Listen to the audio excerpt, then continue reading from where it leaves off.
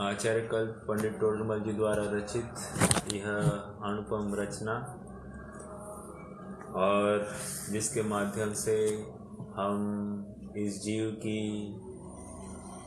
क्या भूले हो गई है उसका अवगाहन कर रहे हैं। और पंडित साहब आप थोड़ी टेक्निकल टर्म्स पर बात कर रहे हैं, कह रहे हैं कि इसके प्रयोजनभूत और अप्रयोजनभूत का निर्णय नहीं हुआ। एक उसी को वो आगे बढ़ाते हुए कह रहे हैं कि प्रयोजनभूत को संबंधी विपरीत मान्यता कहो या अप्रयोजनभूत संबंधी या अप्रयोजनभूत का यथार्थ निर्णय नहीं कर रहा है।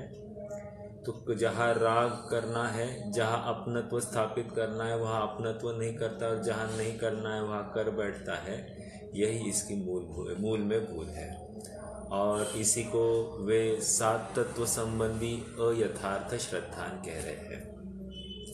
और यही इसकी मिथ्या दर्शन की प्रवृत्ति है जो मोह के वश हो रही है। सात तत्व जीव अजीव, जीव को जीव रूप नहीं जानना, निज को निज नहीं जानकर निज को पर रूप जानना और पर को निज रूप मानना, ये जीव अजीव तत्व संबंधी भूल। स्व को पर जानना, पर को स्व जानना, ये जीव अजीव तत्व संबंधी भूल। और बचे हुए आश्रव संवर निर्जरा मोक्ष, आश्रव बंध संवर निर्जरा मोक्ष, इनमें अच्छे बुरे की जो कल्पना होती है, उस अच्छे बुरे की कल्पना को लेकर जो कोई उसकी मान्यता चलती है, उस मान्यता को बचे हुए पांच तत्व संबंधी अयथार्थ श्रद्धान समझना। हमने कल देखा कि आश्रव तत्व संबंधी भूल और बंध तत्व संबंधी भूल। मेरा प्रश्न है, क्या कोई बता सकता है आश्रव तत्व संबंधी भूल और बंध तत्व संबंधी भूल, इन दोनों में एक स्ट्राइकिंग पॉइंट क्या है? और कोई आधार दे सकता है तो आधार भी दे सकता है अन्य किसी जिनवानी का।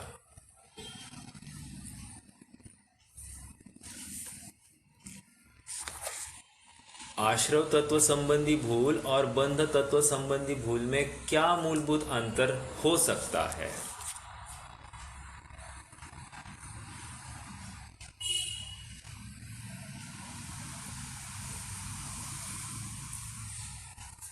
देखिए, आश्रव तत्व संबंधी भूल में जीव के जो विकारी परिणाम है, वे विकारी परिणाम में अच्छे बुरे की कल्पना है। विकारी परिणाम क्यों कह रहा हूं? क्योंकि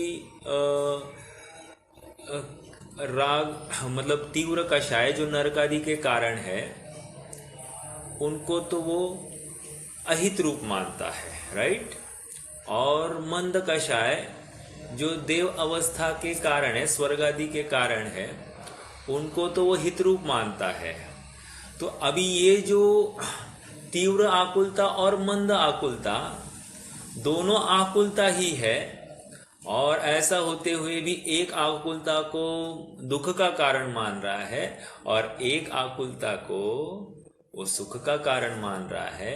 यही इसकी आश्रव तत्व संबंधी भूल है, क्योंकि आकुलता तो आकुलता है और भविष्य में वो मतलब वर्तमान में ही कर्म बंध का कारण है।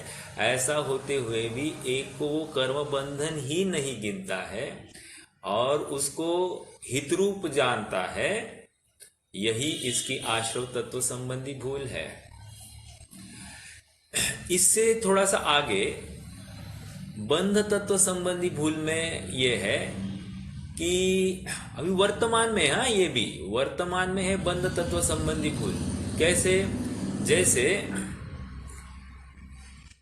मान लीजिए स्वर्ग की प्राप्ति वो जो है सुख है और नरक की प्राप्ति यह दुख है, ऐसी जो कल्पना है यह बंध तत्व संबंधी भूल है। अभी तो ये तो ऑलमोस्ट सिमिलर लग रहा है, सिमिलर नहीं है। देखो, एक है फल और एक है कारण। आश्रव में कारण के ऊपर एम्फोसाइज किया है। जैसे मैं आपको बताऊं, आइए थोड़ा पेज नंबर 80 पर आ जाइए, नहीं 82 पर।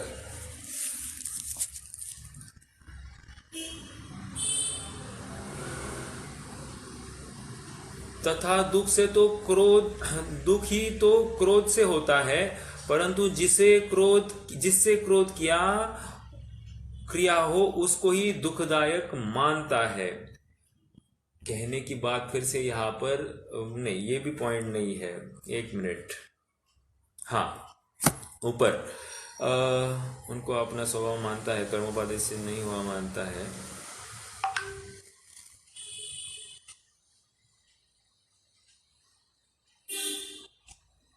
तथा ये देखो स्टार्टिंग ऑफ द पैराग्राफ, तथा ये मिथ्यात्व कषाय भाव आकुलता सहित है, इसलिए वर्तमान दुखमय है और कर्म बंधन के कारण है, इसलिए आगामी काल में भी दुख उत्पन्न करेंगे, ऐसा उन्हें नहीं मानता और भला जान इन भावों रूप होकर स्वयं प्रवर्तता है। दो तीन बातें कही है, एक तो ज्ञान होना और कषाय होना, दोनों एक ही समय में है और वो दोनों को स्वामी स्वयं मान लेता है और उनमें भेद नहीं करता है। एक बात ये कही थी। दूसरी बात कह रहे हैं कि हित रूप और अहित रूप मानता है, ये अपने आप में दुख का कारण है और यही इसकी दुख। देखो ये भाव है, इसलिए आश्रव ये भावों को लेकर है, ये दुख का कारण है। और इन भावों का फल भविष्य में, मान लीजिए आज मैं उपवास कर रहा हूं, प्रश्न खड़ा हो गया उपवास क्यों कर रहा हूं, उपवास क्यों कर रहा हूं, भविष्य में अनुकूलता हो, बस पकड़ा गया।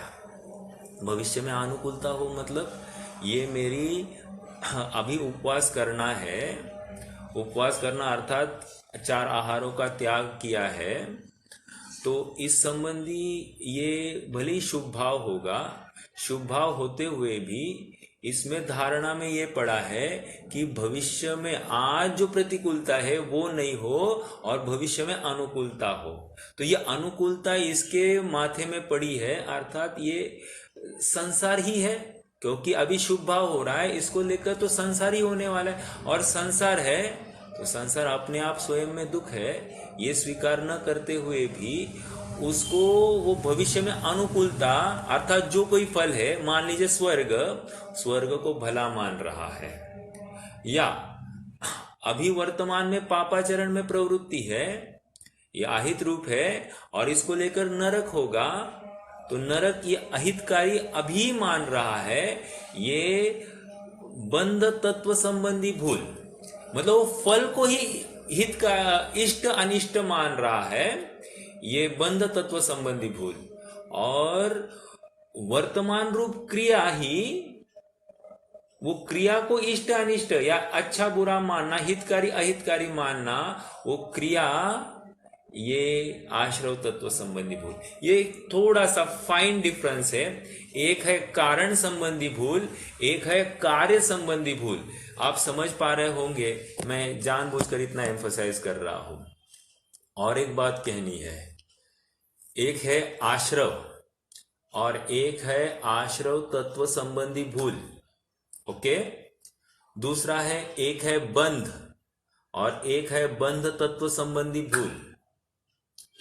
ये इतना मैं क्यों फोकस कर रहा हूं, थोड़ा समझिए।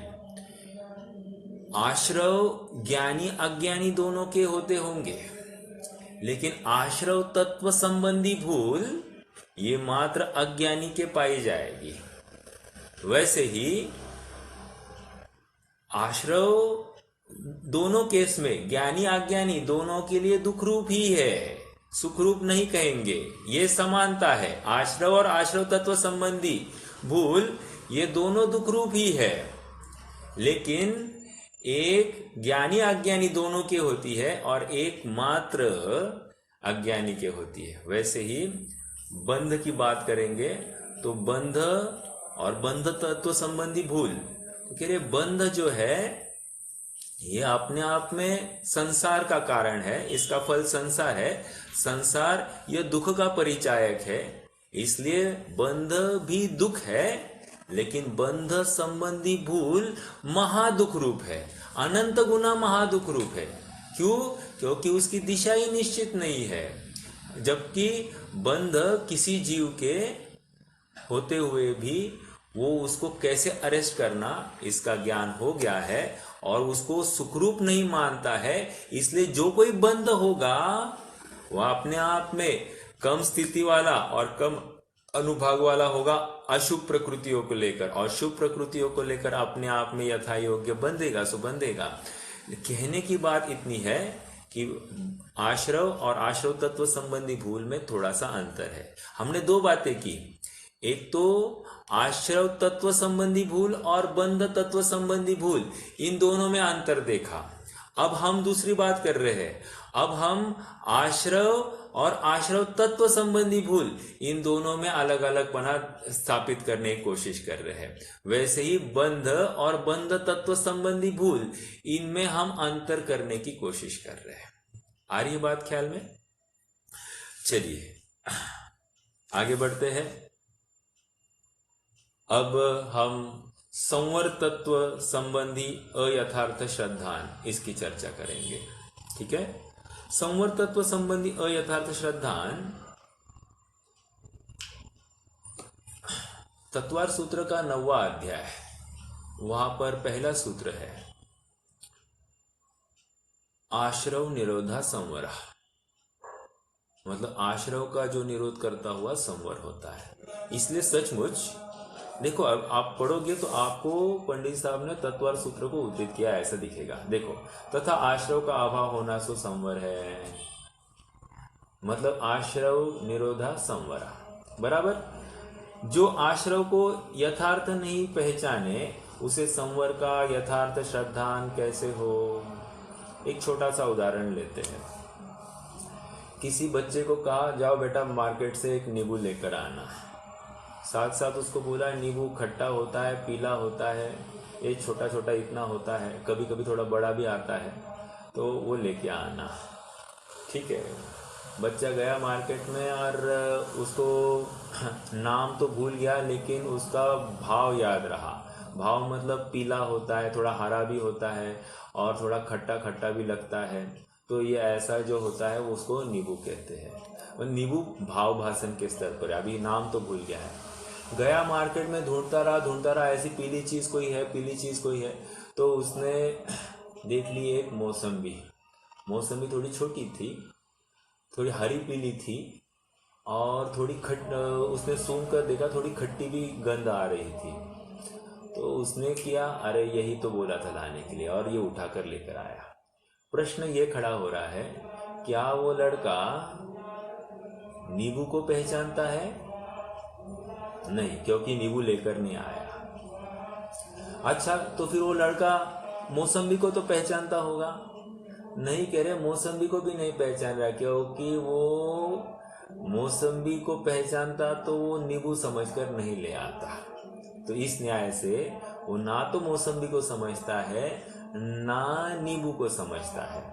अब सेम बात यहाँ पर कह रहे हैं, यहाँ पर कह रहे हैं कि आश्रव का अभाव करता हुआ संवर होता है, लेकिन जो आश्रव तत्व को ही नहीं समझता है वो संवर तत्व को कैसे समझेगा?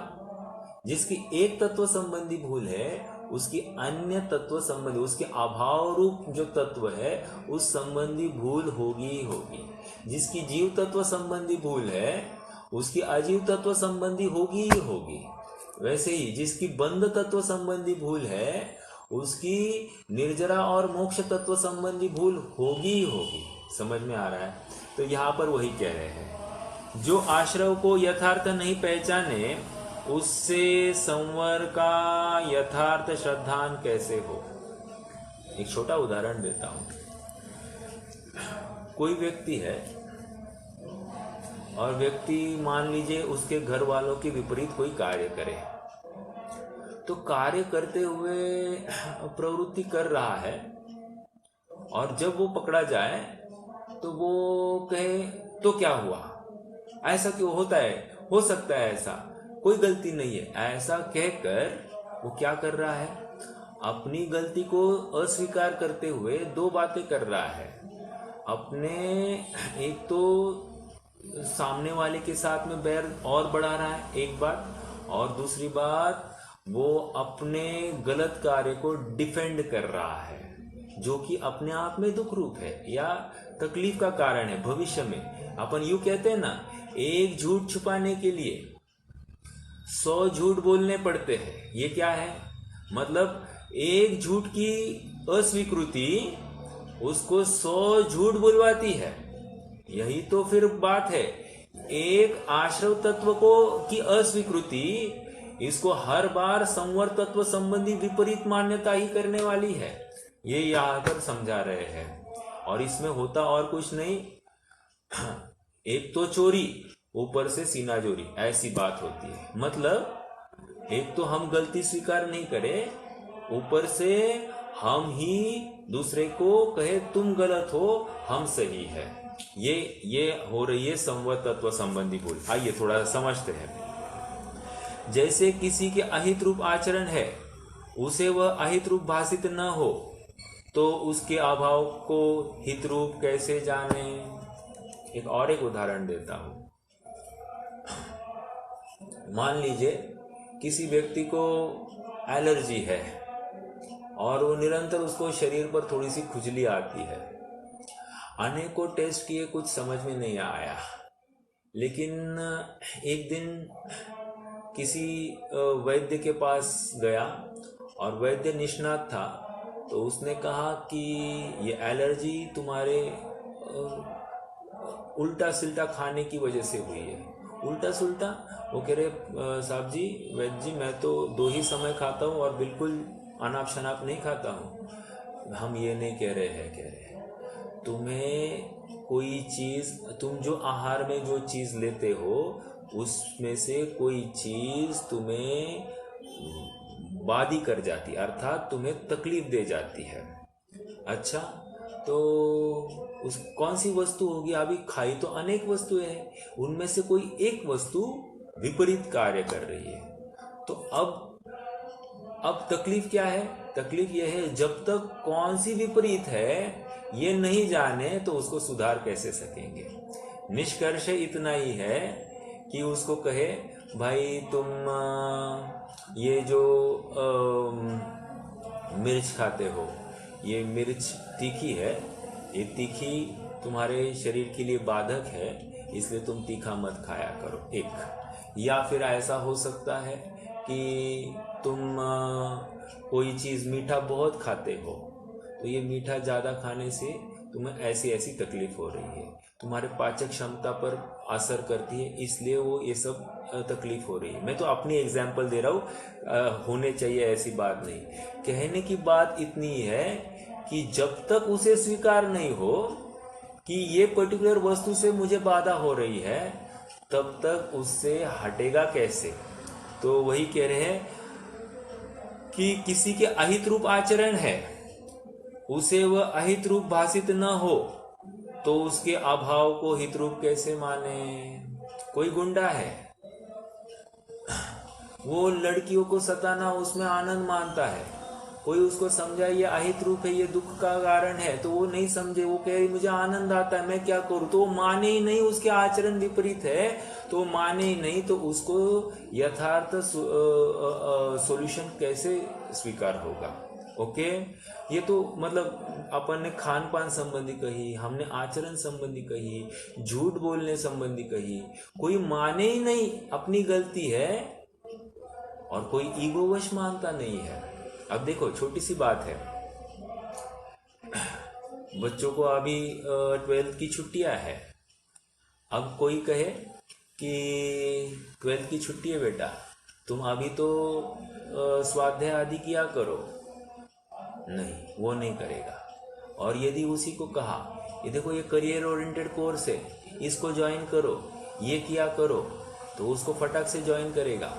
मतलब क्या, उसने उस अर्थकारी विद्या में सुख मान लिया है और उसने जो जीवन जिस प्रकार से जिया जा सकता है उसमें उसने सुख माना नहीं, उसने उसको दुख माना है। इसलिए उसमें आत्मा ये शब्द सुनने में आया तो भी उसको दुख रूप भाषित होता है। इससे क्या लाभ होता है? कुछ लाभ नहीं होता है।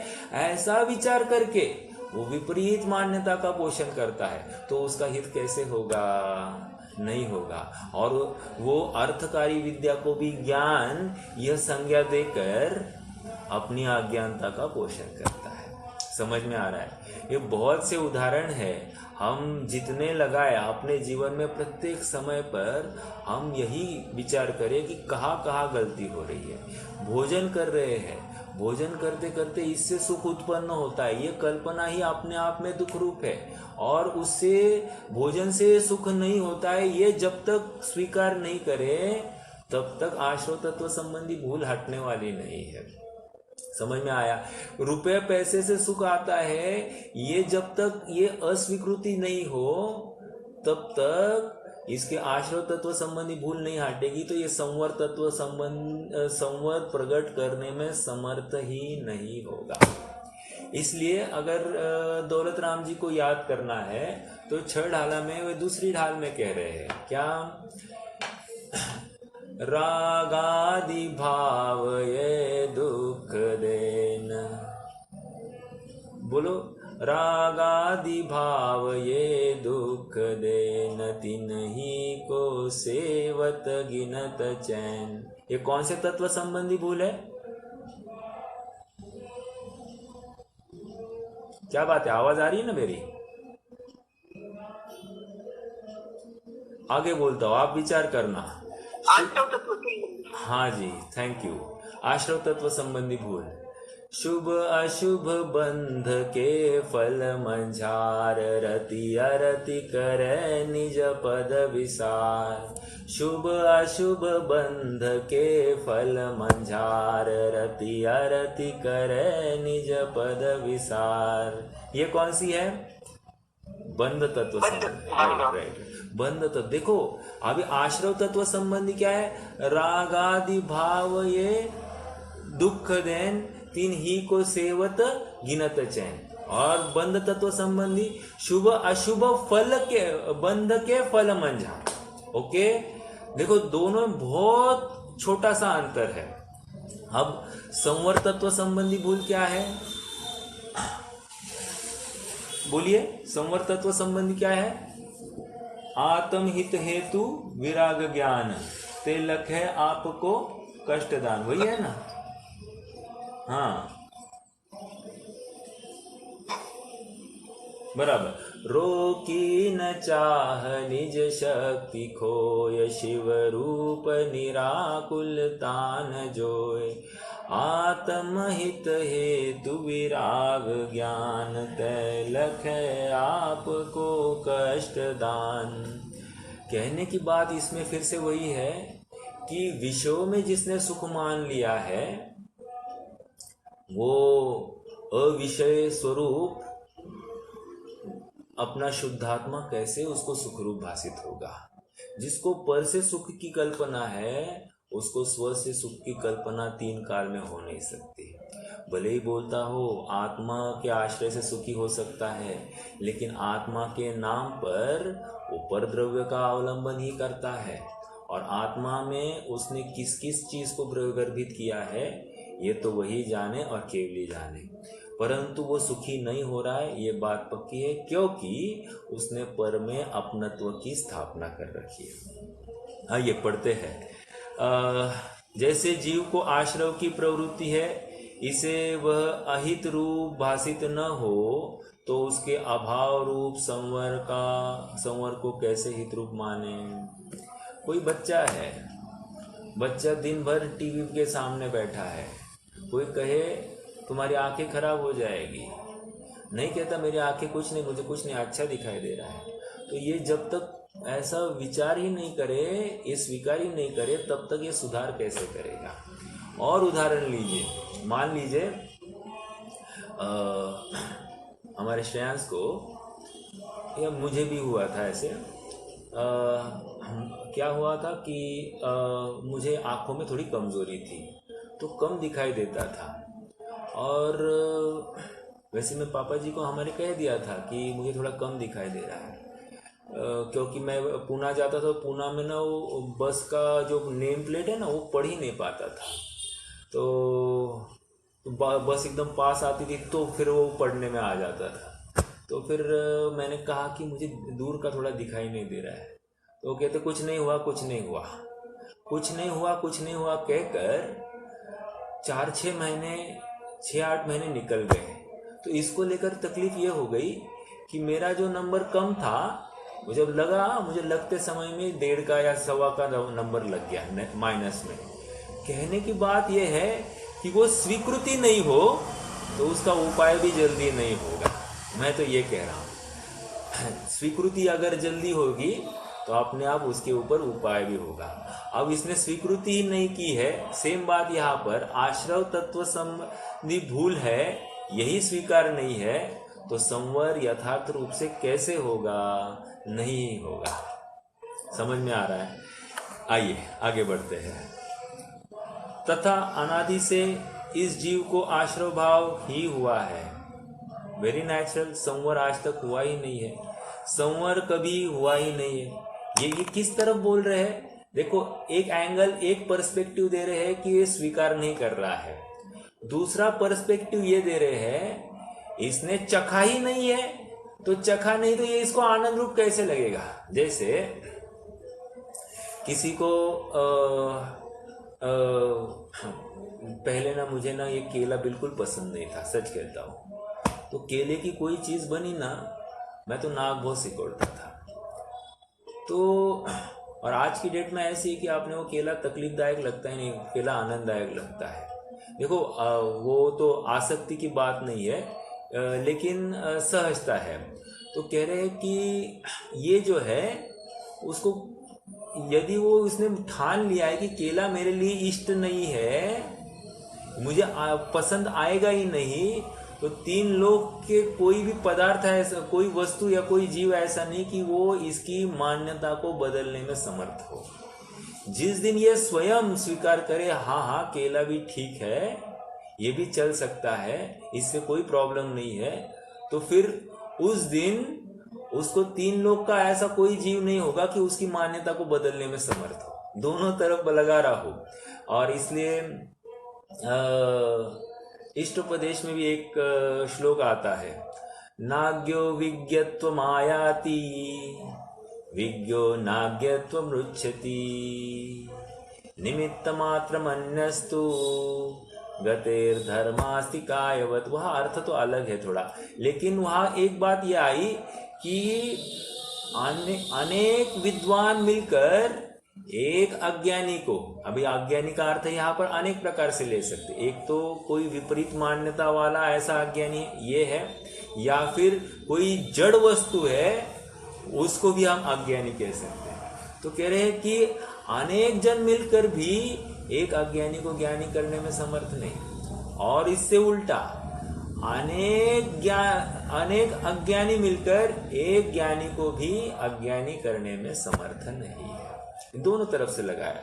समझने की बात इतनी है कि आश्रव तत्व संबंधी भूल इसलिए हो रही है, एक तो यह स्वीकार नहीं कर रहा है, एक, और उस स्वीकार नहीं करने की वजह से क्या हो रहा है, वो यथार्थ चीज को चख नहीं रहा है, और चखे बिना, उसको स्वाद आए बिना वो ललचाएगा कैसे? समझ में आ रहा है? तो इसलिए एक बार उसको चखाना बहुत जरूरी है, और यही बात यहाँ पर कह रहे हैं। तथा अनादि से तो इस जीव को आश्रव भाव ही हुआ है, संवर कभी हुआ नहीं, इसलिए संवर का होना भासित नहीं होता। संवर किस चिड़िया का नाम है यही उसको मालूम नहीं है, तो संवर प्रकट कैसे करेगा? समझ में आ रहा है? मुझे जिस घर में पहुंचना है वो घर का आता पता ही मालूम नहीं, तो घर में पहुंचूंगा कैसे? उसी तरह यहाँ पर संवर और वो घर सुखरूप है ये मैं जानूंगा ही नहीं, घर की छत्र छाया देखूंगा ही नहीं, तो वहां रहने का भाव भी कैसे होगा? संवर होने पर सुख होता है, वह भासित नहीं होता। संवर से आगामी काल में दुख नहीं होगा, वो भासित नहीं होता। देखो, सुख होता है ये भासित नहीं हुआ, दुख नहीं होगा ये भी भासित नहीं होता। इसलिए आश्रव का तो संवर करता नहीं और उन अन्य पदार्थों को दुखदायक मानता है, उन्हीं के न होने का उपाय किया करता है, परंतु वे अपने अधीन नहीं है, वृथा ही खेद खिन्न होता है। वहां पर क्या आया था आश्रव तत्व में?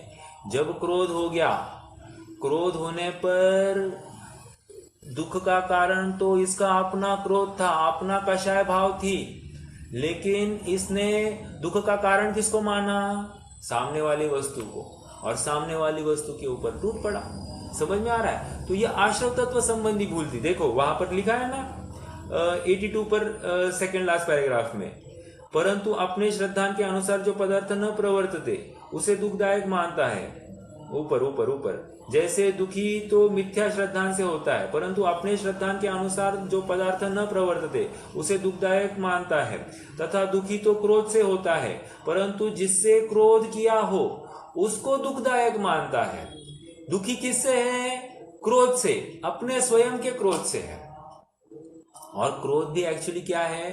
ज्ञान क्रोध दोनों एक समय में हो रहे हैं, और इसको क्या लगता है? ज्ञान और क्रोध में भेद नहीं कर पा रहा है, और दोनों को एक समय में होता हुआ जानकर और सामने निमित्त भी होता हुआ जानकर ये परद्रव्य के ऊपर ही टूट पड़ रहा है। ओके, वैसे ही दुखी तो लोभ से होता है, परंतु वस्तु की अप्राप्ति को दुखदायक मानता है। मान लीजिए मुझे बहुत पैसे की इच्छा है, तो इच्छा है, ये लोभ है, और पैसा मिल नहीं रहा है इसलिए मैं दुखी हूं। तो लोभ से मैं दुखी हूं और मान क्या रहा हूं? पैसा नहीं मिल रहा, और पैसा नहीं मिल रहा जिसके निमित्त से, इसलिए उस निमित्त को भी दुख का कारण मानता हूं। समझ में आ रहा है? ये ऐसी इसकी विपरीत मान्यता आश्रव तत्व में थी। अब यहां पर क्या है देखिए, संवर तत्व में क्या कर रहा है? संवर से आगामी काल में दुख नहीं होगा, वो भाषित नहीं होता, इसलिए आश्रव का तो संवर करता नहीं और उन अन्य पदार्थों को दुखदायक मानता है। देखो आश्रव में भी क्या कर रहा था? अन्य पदार्थों को ही दुखदायक मान रहा था। संवर में भी क्या कर रहा है? अन्य पदार्थों को ही दुखदायक मानता है, उन्हीं के न होने का उपाय किया करता है, परंतु वे अपने अधीन नहीं है। अभी मान लीजिए सामने वाली वस्तु के ऊपर मुझे बहुत क्रोध आ रहा है, इसलिए मैं वो वस्तु को हटाना चाहता हूँ या उसको अपने अधीन करना चाहता हूँ, वो हो नहीं रही है। क्यों नहीं हो रही है? तो कह रहे हैं ये तो योग्यता के अधीन है, अपने अधीन नहीं है। लेकिन फिर नहीं होते हुए जानकर वृथा खेद खिन्न होता है, लेकिन ये निर्णय नहीं कर पाता है कि मेरी पर वस्तु में चलती ही नहीं है, उसको मैं अपने अधीन बनाने का जो कोई यत्न कर रहा हूं वो वृथा यत्न है। समझ में आया? दो अपेक्षा लगाई है। और थोड़ा कंपैरेटिव, अगर आपके पास बुक है तो बुक में आप लिख सकते हैं इस पैराग्राफ में, सैंपल चखा नहीं है, संवर का स्वाद चखा नहीं इसलिए दुखी, एक। और दूसरा आश्रव को ही आश्रव संबंधी अयथार्थ मान्यता है, तो संवर संबंधी अयथार्थ हुई। ओके, तो वहां पर उदाहरण लीजिए कि जैसे नींबू है, नींबू को नहीं समझता वो संतरे को या मौसमी को भी नहीं समझ सकता। समझ में आ रहा है? ऐसे आप वहां पर लिख सकते हैं। अन्य पदार्थों को दुखदायक मानता है, और यहां पर भी लिखा है अपने क्रोध से दुखदायक है, लेकिन उस पर पदार्थों को दुख रूप मानता है। ये दोनों जगह पर देखो दुखदायक पर पदार्थों को ही मानता है। यहाँ पर आ गई बात। आइए थोड़ा सा आगे बढ़ते हैं। ये क्यों किए हमने कोरिलेट, मतलब थोड़ी सी रिलेट करके स्टडी क्यों कर रहे हैं? क्योंकि आश्रव का अभाव सो संवर है, तो आश्रव संबंधी अयथार्थ मान्यता, तो नियम से संवर तत्व भी अयथार्थ मान्यता है। तो आश्रव तत्व में जो अयथार्थ मान्यता है, पर द्रव्य को दुख का कारण मानता है, वैसे ही यहां पर भी लिखा पर पदार्थ को दुख का कारण मानता है। समझ में आया? कारण सेम लिखा है, पर पदार्थ को दुख का कारण माना। ओके, चलिए आगे बढ़ते हैं। इस प्रकार संवर तत्व का अयथार्थ ज्ञान होने पर अयथार्थ श्रद्धान होता है। अब आगे बढ़ते हैं। निर्जरा तत्व संबंधी अयथार्थ श्रद्धा। वैसे आपको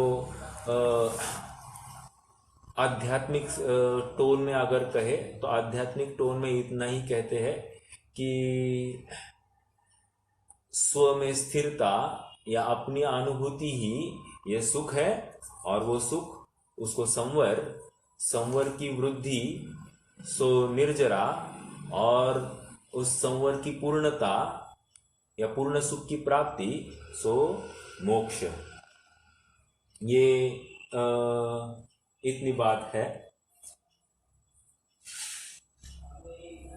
देखिए ये 7 तत्व संबंधी भूल है ना, सिद्ध पूजन में भी लिखा गया है। आप डॉक्टर बाली जी का जो सिद्ध पूजन है उसकी जयमाला में भी है, आप वहाँ भी नोट कर सकते। और एक होमवर्क है आप सबके लिए कि वहाँ पर आश्रव तत्व संबंधी भूल के लिए क्या सेंटेंस है, बंध तत्व संबंधी भूल के लिए क्या सेंटेंस है, संवर निर्जरा मोक्ष के संबंधी क्या सेंटेंस है, ये आपको ढूंढना है उसमें। ओके, एग्जाम्पल मैं दे सकता हूँ। जैसे पेज नंबर 114 है मेरी इस जिनेंद्र अर्चना में। जो धर्म ध्यान आनंद रूप उसको जाना मैं दुख रूप। क्या है ये, कौन से तत्व संबंधी भूल होगी? जो धर्म ध्यान आनंद रूप उसको जाना मैं दुख स्वरूप। हाँ, नहीं नहीं नहीं, ये संवर तत्व संबंधी भूल है। ठीक है, संवर तत्व संबंधी भूल, क्योंकि आत्म हेतु विराग ज्ञान। वैसे यहाँ पर विराग ज्ञान कैसे होगा? धर्म ध्यान से होगा। तो धर्म ध्यान ये सुख स्वरूप है, अर्थात मेरा शुद्धात्मा सुख स्वरूप है, ये स्वीकार न करते हुए उसी को दुख रूप मान लेना। देखो अभी अभी अभी किसी को बोल दो, भैया एक काम करो, आंखें बंद करो और थोड़ी देर सामायिक करो। सामायिक नहीं, आप हमको भक्ति करने को बोलो, पूजा करने को बोलो, वो कर सकते, लेकिन सामायिक नहीं कर सकते। क्या क्या प्रॉब्लम है? आत्महित हेतु विराग ज्ञान ते लखे आपको कष्ट दान। हो रहा है कि नहीं? आत्मज्ञान, अपना आत्मज्ञान ही अपने को दुख रूप भाषित हो रहा है। ये संवर तत्व संबंधी भूल है। मुझे मेरा आत्मा स्वीकार नहीं हो रहा है, मुझे मेरा आत्मा सुखरूप भाषित नहीं होता है, ये संवर तत्व संबंधी भूल। समझ में आया? मतलब मुझ में ही सुख का सुख है, मैं ही सुख का निदान हूं, ऐसी अस्वीकृति ये संवर तत्व संबंधी भूल। सुख बाहर से आता है, वो तो जीवाजीव तत्व संबंधी भूल कह ही आए हैं, लेकिन मैं सुख रूप हूं ये स्वीकार नहीं होना, ये उल्टा दुख रूप भाषित होता है। जैसे अभी किसी को बोल दिया कि भाई तुम्हें अगले भाव में मोक्ष है, क्या तुम्हारी तैयारी है? आज हम में से किसी को बोलो भाई अगला भव तुम्हारा मोक्ष का है, तो हम में से कितने इतनी बात सुनकर खुश होने के लिए तैयार है? अगर ये बात हमको रुच नहीं रही है, हमको इस बात के ऊपर भी शंका है, तो फिर बहुत तकलीफ की बात है। वैसे कोई बता सकता है अगले भव में मैं मोक्ष को प्राप्त हो सकता हूं? ऐसी पॉसिबिलिटी है?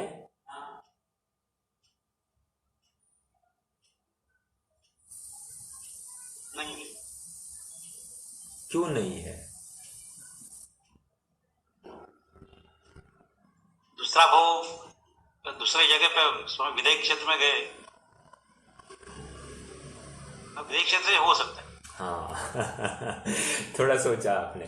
देखो ऐसा है, देखो शास्त्रों में आया है कि इस पंचम काल में ऐसे कोई जीव होंगे, 123 जीव है मेरे ख्याल से, 123 जीव है जो यहाँ से विदेश क्षेत्र जाएंगे, और विदेश क्षेत्र से 9 वर्ष में ही वे सम्यकता आदि सब प्रकट करके मोक्ष को भी प्राप्त होंगे। लॉजिकली आप विचार करना, अभी हर 3000 वर्ष में वो एक लिमिटेड फिगर है। जैसे पहले 3000 वर्ष में 64 है, उसके आगे 3000 वर्ष में 32 जन जाएंगे, उसके आगे 16 जन जाएंगे, ऐसा वो फिगर है। तो मुझे तो इतना कहना है कि अब मान लीजिए अब उसमें से मैं हूँ, ओके एग्जाम्पल मैं हूँ और मैं यहाँ से विदेश क्षेत्र से जाने वाला हूँ। ये बात सुनकर मुझे आनंद होना चाहिए या खेद होना चाहिए या क्या होना चाहिए?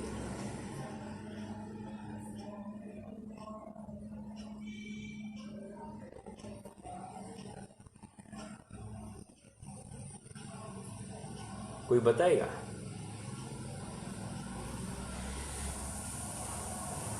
आनंद होना चाहिए। आनंद होना चाहिए। ये देखो यही तकलीफ है। आनंद हुआ इसका मतलब फल की तरफ देखकर आनंद हुआ तो वो फल भी एक्चुअली ये मेरा बंध तत्व संबंधी फूल है। समझ में आया? मतलब मैंने उस विदेश क्षेत्र को देखो, भाव या ध्येय उत्कृष्ट होता है, लेकिन आनंद फल को देखकर होता नहीं है। आनंद तो स्वभाव के आश्रय से होता है। तो आत्म हित हेतु विराग ज्ञान, तो आत्मा में जब स्थित हो जाऊंगा तो मैं यहां रहूं या मोक्ष अवस्था को प्राप्त हो, क्या फर्क पड़ता है? मुझे कुछ फर्क नहीं पड़ने वाला। मैं फिर नरक में रहूं तो भी तकलीफ नहीं है, मैं कहीं पर भी रहूं, लेकिन आत्म ज्ञान सहित हूं, आत्मा के भान सहित हूं, तो बस काम हो गया है। ओके, तो कहने की बात ये फल को देखकर आनंद करना, ये भी अपने आप में उस फल मतलब बंध तत्व संबंधी भूल है, क्योंकि फल अपने आप में बंध है। ओके, हालांकि मैंने यहां पर फल तो मोक्ष दिखाया है, तो किसी अपेक्षा से वाया रूट है, बट आज के डेट में मुझे जो बंद होने वाला है तो वो कर्म भूमि का होगा। तो कर्म भूमि का बंध इसलिए सुख क्योंकि वहां से मोक्ष होने वाला है। तो अभी भी मैं कर्म भूमि में हूं ना, भले यहां से मुक्ति की प्राप्ति नहीं हो रही है, लेकिन कर्म भूमि में हूं तो मैं अभी यहां सम्यक तो प्रकट कर सकता हूं ना। लेकिन सम्यक तो प्रकट करने की राह के लिए मैं विदेश क्षेत्र जाना चाहता हूं। ये कौन सी समझदारी है? ये समझ में आ रहा है कि मैं थोड़ी सी बात एक्सप्रेस करने की कोशिश कर रहा हूं, आप शायद विचार कर रहे होंगे। तो ये गहराई में चिंतन की अपेक्षा रख रहा है कि 7 तत्व संबंधी भूल मतलब ये क्या कहना चाहते हैं? शुभ अशुभ फल के बंध मंजार, रति अरति करे निज पद विसार। ओके, और जब वहां पर भूल है तो संवर तत्व अर्थात मेरा शुद्ध आत्मा मुझे सुखरूप भाषित ही नहीं हुआ। मुझे किसी ने कह दिया कि तुम अगले भव में मुक्ति को प्राप्त होने वाले हो, तो मुझे आनंद तो देखो, फॉर एग्जाम्पल अभी सुकौशल मुनिराज है, राइट? सुकौशल मुनिराज है, मुनिराज उनका पूर्व मतलब गृहस्था, वहां पर उनके पिता कीर्तिधर आए, कीर्तिधर को देखा और उनको दर्शनार्थ गए तो कीर्तिधर महाराज ने उसको एक कह दिया कि तुम्हारी आयु 7 दिन मात्र की है, तुम देख लो। 7 दिन बोल दिया इसने, और कुछ नहीं सोचा, यहां देखा ना वहां देखा ना, वैद्यराज बुलाया, डायरेक्टली दीक्षा ले ली। और दीक्षा ली, देखो उपाय किया, और उपाय दीक्षा लेकर आत्म साधना में लग गए। और हमारे जैसा कोई होता, हम क्या करते? पहले डॉक्टर को ढूंढो, ठीक हो जाओ, फिर मैं आत्म साधना करूं। तो प्रसंग वही है, लेकिन उसमें हमारी रिएक्शन कितनी विपरीत है। और रिएक्शन इसलिए विपरीत है क्योंकि आत्मा हमको सुखरूप भाषित नहीं हुआ है, आत्मा को हम अजर अमर देख नहीं रहे हैं, अनादि अनिधन हमारा स्वभाव देख ही नहीं रहे हैं, निराकुल निर्मम निर्विकार निरोग ऐसा हम अपने आत्मा को देख नहीं रहे हैं, और यही हमारी भूल है। समझ में आ रहा है क्या? आइए पढ़ते हैं आगे।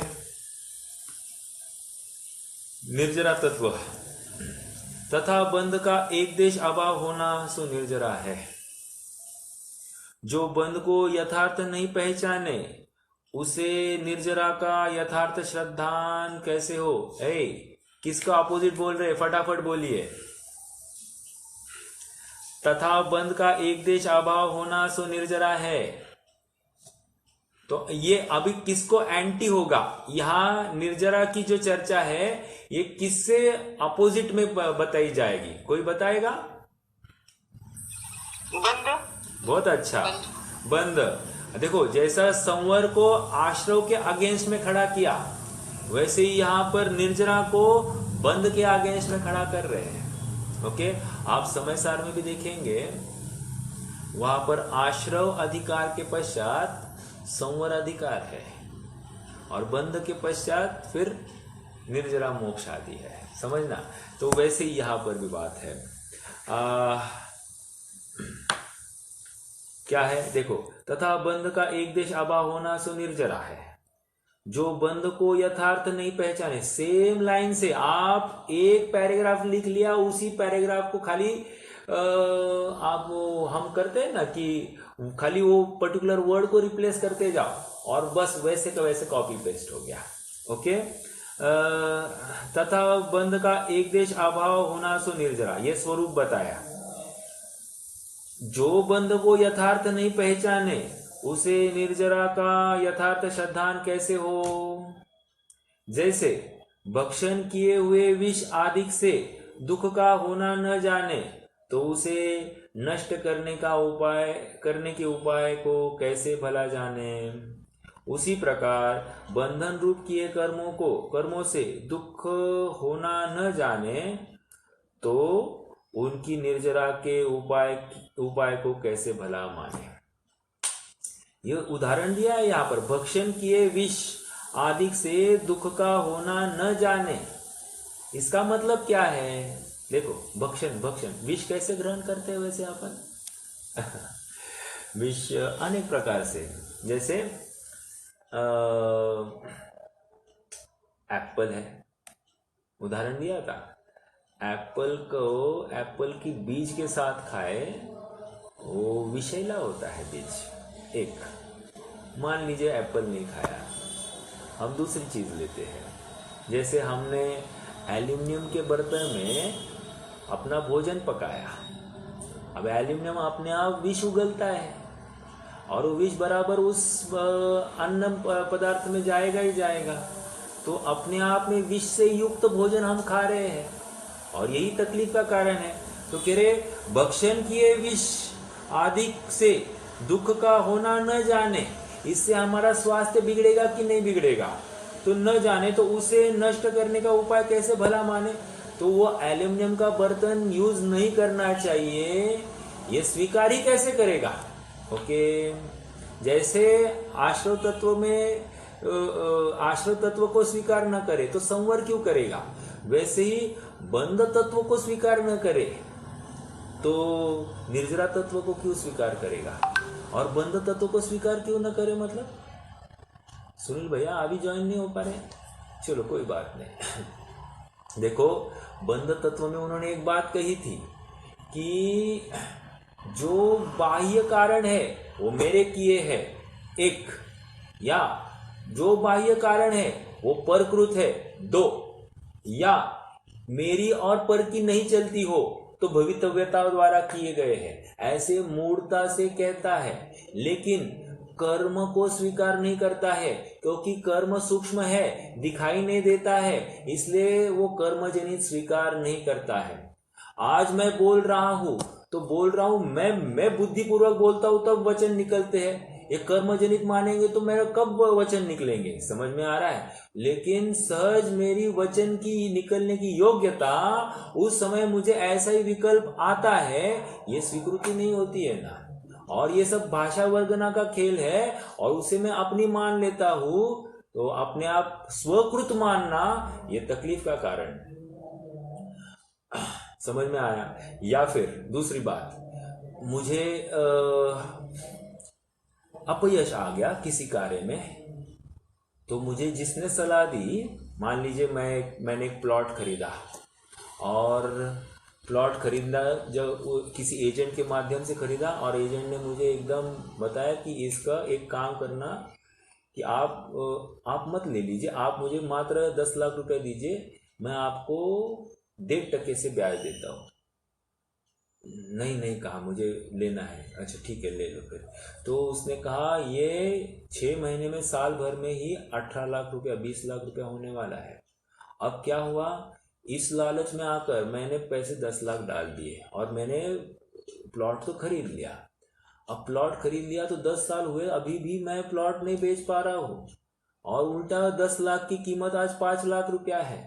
तो अब मैं ये 5 लाख रुपया होने को किसको जिम्मेदार ठहरा रहा हूं? तो मैं कह रहा हूं जिसने मुझे प्लॉट दिखाया वो एजेंट ने मुझे ठगाया है, और मैं उसको पर द्रव्य को मेरे दुख का मेरे कर्ता मान रहा हूं। लेकिन मैं भूल जाता हूं कि मेरे कर्म का उदय भी तो उस समय है कि मेरे ऐसे ही पैसे कम होने वाले थे।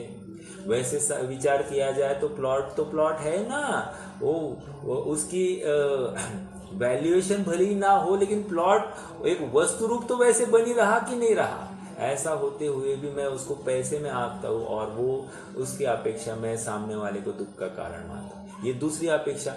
लेकिन उस समय जैसे मुझे लाभ, मेरी स्वयं के पुरुषार्थ से मुझे मान लीजिए 10 लाख मिल गए, उल्टी केस तो मैंने 10 लाख कमाया, ये मैं स्वयं को कर्ता मानता हूँ, कर्म के उदय से नहीं हुआ है ये स्वीकार नहीं करता हूँ। दूसरे केस में मेरा नुकसान हो गया, मैं पर को अपना कर्ता मान रहा हूँ, कर्म के उदय से नहीं हुआ ये स्वीकार नहीं करता हूँ। और यदि मेरी और पर की नहीं चलती हो, मान लीजिए सामने वाला मेरे बहुत परिचित है और उसने मुझे बहुत अश्योरेंस भी दिया कि तुम डरो मत, तुम तो पैसे में इसको दे दो ब्याज से, मैं गारंटी लेता हूँ, और ना वो आज उलट रहा है मेरे पास में और ना मेरे पैसे आ रहे हैं, तो अब इसमें मैं किसको दोष दूं? सामने वाले को जिसने मुझे दिखाया, थर्ड पार्टी जिसको पैसा देना है, या मैं अपने पुरुषार्थहीनता को कि मैं पैसे नहीं ले पा रहा हूँ? तो फिर मैं इस केस में क्या करता हूँ, मैं ऐसी योग्यता है, मुझे पैसे ही नहीं होने हैं इसलिए तो ये कार्य हो रहा है, तो मूड होकर मैं पैसे नहीं मिल रहा है ऐसा मैं दावा कर रहा हूँ। मेरी स्वीकृति नहीं, तत्व निर्णय नहीं हुआ है, या वस्तु स्वरूप या पर्याय की योग्यता के ऊपर विश्वास नहीं हुआ है। लेकिन अब क्या करे, किसके माथे मरना? तो फिर ऐसी योग्यता है कहकर मैं वो अयोग्यता के माथे या निमित्त के माथे मर देता हूँ। तो ये 3 बातों को हमने बंध तत्व संबंधी भूल में देखा था। अब यहाँ पर मैंने इतनी चर्चा इसलिए की, अभी निर्जरा तत्व को बंध तत्व नहीं समझने की वजह से निर्जरा तत्व नहीं समझ पा रहा है, ये समझना है। देखिए, जैसे किए हुए भक्षण किए हुए विष आदि से दुख का होना न जाने तो उसे नष्ट करने का उपाय कैसे भला जाने, उसी प्रकार बंधन रूप किए कर्मों से दुख होना न जाने, मैंने स्वयं बंध किए हैं और वे दुख रूप मुझे भाषित नहीं हो रहे हैं, तो उनकी निर्जरा के उपाय को कैसे भला जाने।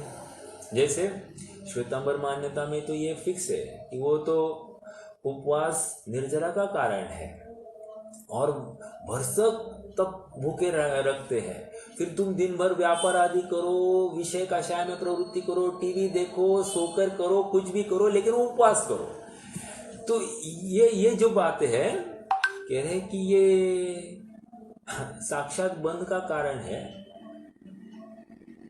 और बंध का कारण होते हुए भी वो उसको बंध नहीं मान रहा है, तो निर्जरा कैसे करेगा?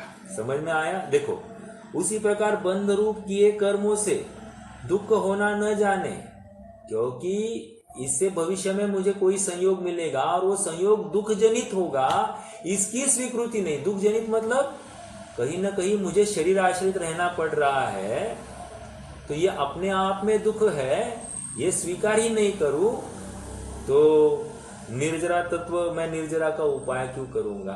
समझ में आ रहा है कि लॉजिक? आइए आगे। तथा जीव को इंद्रियों द्वारा सूक्ष्म जो कर्म, उनका तो ज्ञान होता ही नहीं है। कर्म देखो, बंध तत्व में क्या लिखा था? सूक्ष्म कर्म दिखाई नहीं देता। सेम टू सेम लिखा कि नहीं यहाँ पर? तथा इस जीव को इंद्रियों द्वारा सूक्ष्म रूप जो कर्म, उनको तो ज्ञान नहीं होता। ऊपर मुझे बताइए फटाफट कौन से लाइन में है कर्म सूक्ष्म दिखाई नहीं देता? देखो, बंध तत्व संबंधी भूल 1 2 3 4 5, क्योंकि सूक्ष्म है, इसे दिखाई नहीं देता। सेम बात लिखी क्या यहाँ पर? तथा इस जीव को इंद्रियों द्वारा सूक्ष्म रूप जो कर्म उनका तो ज्ञान होता नहीं। आप थोड़ा सा एनालाइज कर पा रहे हैं क्या? कोरिलेट करेंगे तो आपको बहुत आनंद आएगा। मतलब पंडित साहब के फ्लो के साथ में आप भी जुड़ जाएंगे। नहीं तो ऐसा पढ़ेंगे ना तो वो एक चाम नहीं आएगा। हाँ लिखा है ठीक है, बंध तत्व समझना, ये समर्थ तत्व, तो वो आप ये नहीं करेंगे। लेकिन पुराने के साथ में, पिछले के साथ में वो जोड़े, मैच करे, मैच द फॉलोइंग करे, तो आपको फिर उनके विचार की गहराई में जा सकेंगे। और विचार की गहराई में जाएंगे तो वो अप्लाई करने के लिए आप प्रवृत्ति कर सकते हो।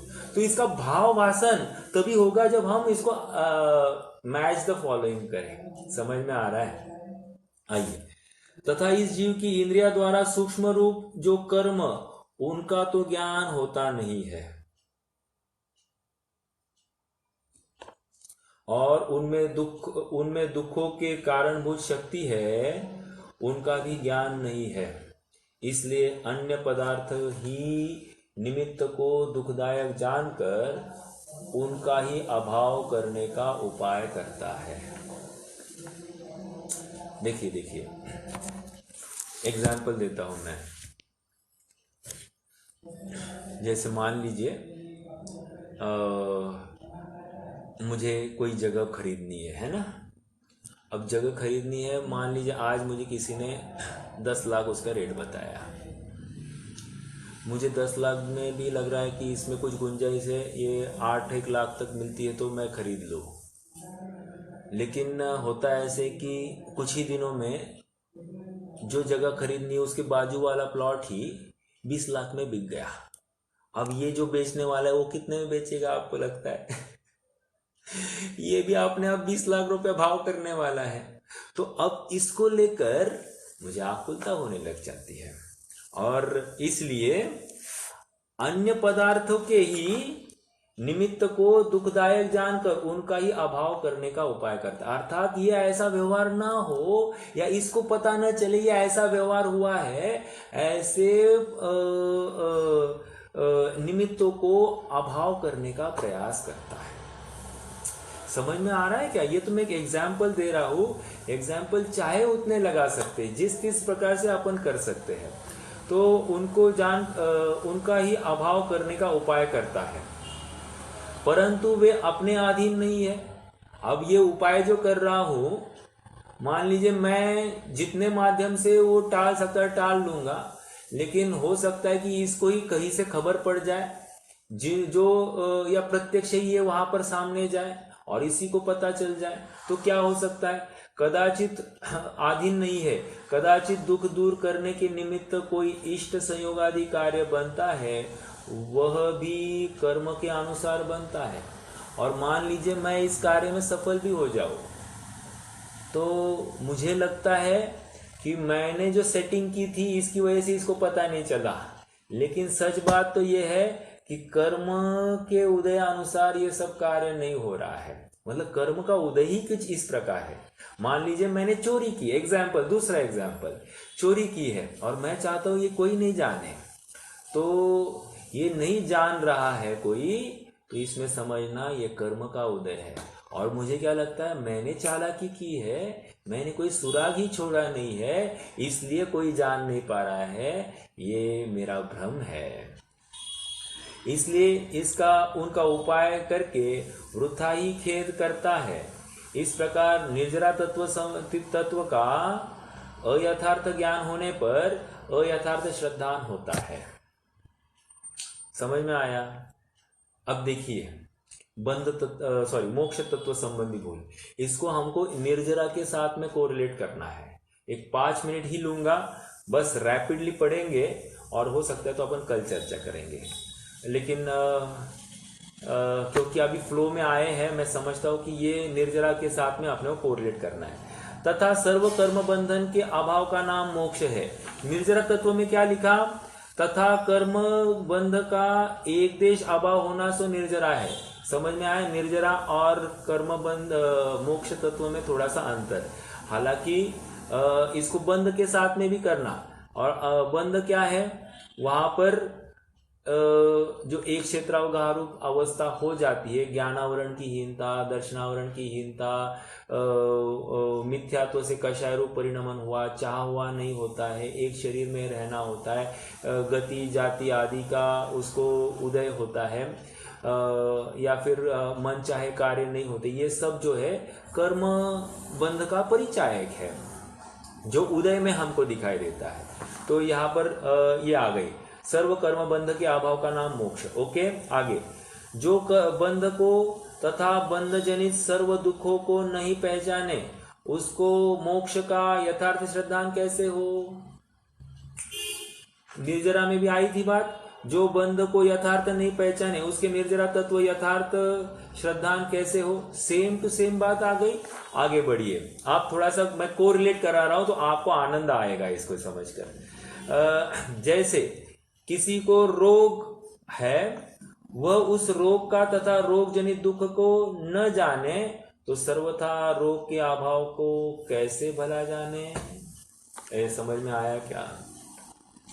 अपने को रोग है और उसको हम रोग स्वीकार ही नहीं करें तो ये रोग का अभाव होगा कैसे। जैसे हम कहते हैं कि हंसा करो, अभी हंसना अपने आप में रोग है और कषाय है, कषाय को रोग कह रहे हैं।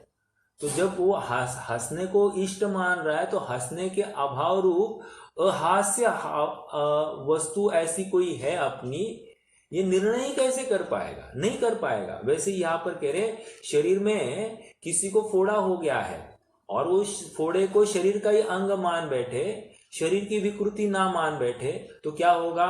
एक तो वो विकृति को पालकर वो फोड़े का जो दर्द है उसको भोगता रहेगा और वो अपने आप दुख को प्राप्त होगा। तो उपाय क्या है, फोड़े का अभाव करना। फोड़ा शरीर से भिन्न ये निर्णय करते हुए फोड़े का अभाव करना। वैसे ही यहाँ पर कह रहे किसी को रोग है, वह उस रोग को तथा रोग जनित दुख को न जाने तो उसे सर्वथा रोग के अभाव को कैसे भला माने। वहां पर निर्जरा तत्व में क्या उदाहरण दिया है, विष ग्रहण करने को, और यहाँ पर उदाहरण क्या दिया है, रोग होने को। आप नोट कर पा रहे हैं, थोड़ा सा एनालाइज कीजिए, ठीक है। आगे उसी प्रकार इसके कर्म बंधन है, यह उस बंध को तथा बंध जनित दुख को न जाने तो सर्वथा बंध के अभाव को कैसे भला जाने। ओके, संसार परिभ्रमण ये स्वयं में दुख रूप है, ऐसा होते हुए भी स्वर्ग अवस्था सुख रूप, मनुष्य में भोग भूमि अवस्था सुख रूप, ऐसी जो कल्पना है, ये कल्पना इसको दुख का कारण है। और ये संसार को ही सुख का कारण माने तो अपने आप ये उसके अभाव का उपाय नहीं करेगा। तथा इस जीव को कर्मों का और उनकी शक्ति का तो ज्ञान है ही नहीं। आया यहाँ पर, तथा इस जीव को इंद्रिया द्वारा सूक्ष्म जो कर्म है उनका तो ज्ञान होता ही नहीं। बराबर आ रही क्या बात, इन निर्जरा तत्व में पढ़ी, वहां कर्म बंध तत्व संबंधी भूल में भी पढ़ा, अब यहाँ पर मोक्ष तत्व संबंधी भूल में भी पढ़ रहे हैं। तथा इस जीव को कर्म का और उनकी शक्ति का तो ज्ञान है नहीं, इसलिए बाह्य पदार्थ को दुख का कारण जानकर उनको सर्वथा अभाव करना। अब निर्जरा तत्व में क्या लिखा है, इसलिए अन्य पदार्थ ही निमित्त के दुखदायक जानकर उनका ही अभाव करने का उपाय। उनका ही अभाव करने का उपाय मतलब एक देश अभाव है, जो पदार्थ दुख रूप भाषित हुआ उतने को अभाव करने का प्रयास करना। और यहाँ पर मोक्ष तत्व में सर्व पदार्थ का अभाव करना, ये सर्व और एक देश, ये थोड़ा सा फर्क आ रहा है। इसलिए बाह्य पदार्थों को दुख का कारण जानकर उनका सर्वथा अभाव करने का उपाय करता है, तथा यह तो जानता है कि सर्वथा दुख दूर होने का कारण इष्ट सामग्री को जुटाकर सर्वथा सुखी होना है।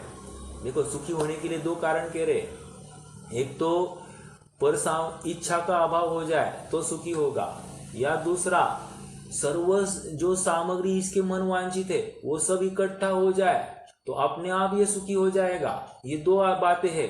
लेकिन जो दूसरी बात कही वो क्या कह रहे, परंतु ऐसा कदापि नहीं हो सकता, यह वृथा ही खेद करता है। इस प्रकार मिथ्या दर्शन से मोक्ष तत्व का अयथार्थ ज्ञान होने से अयथार्थ श्रद्धान होता है। इस प्रकार यह जीव मिथ्या दर्शन के कारण जीवादि 7 तत्वों का जो कि प्रयोजनभूत है उसका अयथार्थ श्रद्धान करता है। ये समझ में आ रहा है क्या? अपन यहाँ पर एक तत्व संबंधी भूल तो सभी तत्व संबंधी भूल, आश्रव तत्व संबंधी भूल तो संवर में भी वह बराबर वैसी भूल होती दिखाई दे रही है। बंध तत्व संबंधी भूल दिखाई दे रही तो निर्जरा और मोक्ष तत्व संबंधी भूल दिखाई दे रही है। एक में प्रॉब्लम है तो हर जगह पर प्रॉब्लम है। समझ में आया? क्योंकि वायरस एक भी हो तकलीफ तो देने वाला है। ऐसा कोई नहीं पूरे शरीर में नहीं है, एक ही वायरस बचा है, अरे वो एक ही काफी है, ऐसा है। ठीक है, चलिए आज हमने आश्रव तत्व बंध तत्व संबंधी भूल को देखा, साथ साथ संवर निर्जरा और मोक्ष तत्व संबंधी भूल भी कैसे हो रही है इसका भी विचार किया। आप सब गंभीरता से इस प्रकरण को पढ़े, समझे और नाना प्रकार से इसको उदाहरण अपने जीवन में खड़ा करके, प्रत्यक्ष प्रैक्टिकल उदाहरण खड़े करके स्वयं पर आजमाने का प्रयास करें। और जैसे ही आजमाते जाएंगे तो अपने आप अपनी अपनी एक एक छोटी छोटी गलती दिखाई देगी और वो स्वीकृति ही अपने को निर्भर करती जाती है, ऐसा आपको सहज एहसास होगा। और यही एहसास मिथ्यात्व को अनस्टेबल करने का प्रयास होगा और तीव्र पुरुषार्थ होगा तो मिथ्यात्व हट ही जाएगा, क्योंकि मोह नहीं रहेगा, इच्छा नहीं रहेगी और सहज ही यह जीव अपने स्वरूप का आश्रय लेगा ही लेगा। ओके, यही मंगल भावना रखते हुए अपन आज विराम लेते हैं। कोई प्रश्न है तो प्रश्न कर सकते हैं, नहीं तो एक छोटी सी एक स्टेटमेंट करना है, एक विकल्प था वो टेस्ट संबंधी, वो रखूँगा। अपन पहले मैं स्टेटमेंट ही बोल दूँ। लगभग 71 जनों ने इस मोक्षमार्ग प्रकाशक के टेस्ट को ट्राई किया और इसमें काफ़ी खुशी है कि खुशी इस प्रकार से है, भले ही हमारा रिजल्ट कुछ भी हो लेकिन प्रयास हुआ है, ये बहुत बड़ी सफलता हम समझते हैं। क्योंकि द थिंग इज़ दैट जीतना ज़रूरी नहीं है, पार्टिसिपेशन ज़रूरी है। क्योंकि पार्टिसिपेशन ही नहीं करेंगे तो हम कहाँ खड़े हैं इसका अभ्यास भी नहीं होगा। आज तक मंगलायतन वालों की तरफ से ये हो रहा था कि पेपर लिखा जाए, लेकिन उसमें होता ऐसे था कि सोच के लिए अवसर कम होता था। इसलिए उनसे अपने एक रिक्वेस्ट आई कि आप एक इस प्रकार से क्वेश्चन सेट करें कि जिसको लेकर थोड़ा एनालिटिकल स्टडी भी बढ़ेगी और उस विषय का फिर से एक बार पुनरावलोकन भी होगा, अभ्यास भी होगा, चिंतन भी होगा। तो उस दृष्टि से ये प्रश्न पत्रिका बनाने की कोशिश की थी। तो काफ़ी जनों ने अपने ग्रुप के अलावा भी अन्य जगह से भी काफ़ी इसका अटेंडीज आए हैं। लगभग 70-80 जनों ने अटेंड किया, तो ठीक है। और इसमें थोड़ी सी कमी ये है कि मान लो आपने ऑप्शंस 4 है, उसमें 3 ऑप्शन सही है और एक ऑप्शन शायद हमने पिक ही नहीं किया, तो पूरा क्वेश्चन ही गलत हो जाता है। तो ये भले ही हमारी अंडरस्टैंडिंग विषय की 70-80% सही हो, लेकिन 100% सही हो तो ही मार्क्स मिलते हैं, नहीं सही हो तो फिर मार्क्स कटते हैं। ये थोड़ा सा बात, इसलिए भले ही मार्क्स कम होंगे तो मायूस होने की बात नहीं है। हम कितने परसेंट उस क्वेश्चन में भी हम कितने परसेंट जज करेक्ट थे, इसका अनुमान तो हमको आएगा ही। तो थोड़े दिन में आपको रिजल्ट भी शेयर किया जाएगा और आंसर शीट भी शेयर करेंगे, तो उसको लेकर अपन टैली भी कर पाएंगे। ठीक है, रुकते हैं। और क्या कहा? क्वेश्चन पेपर, हाँ, क्वेश्चंस थे ना, वो हम ग्रुप में रैपिडली थोड़ा डिस्कस कर लेते हैं पूरे क्वेश्चन आंसर। अच्छा, फिर उसके लिए 1 घंटा, कम से कम 1 घंटा नहीं, 1.5-2 घंटे भी लग सकते हैं, रिवाइज हो जाएगा पूरा। क्योंकि 60 प्रश्न है तो समय तो लगेगा। देखते हैं अपन, अगर वो विचार होता है तो वैसे करते हैं, देखेंगे फिर, ठीक है। रैपिडली हाँ, उसको भी कर सकते हैं, विचार करते हैं, ठीक है। और कोई किसी को कुछ कहना है या प्रश्न है तो कर सकते हैं, नहीं तो फिर जिनवाए स्तुति।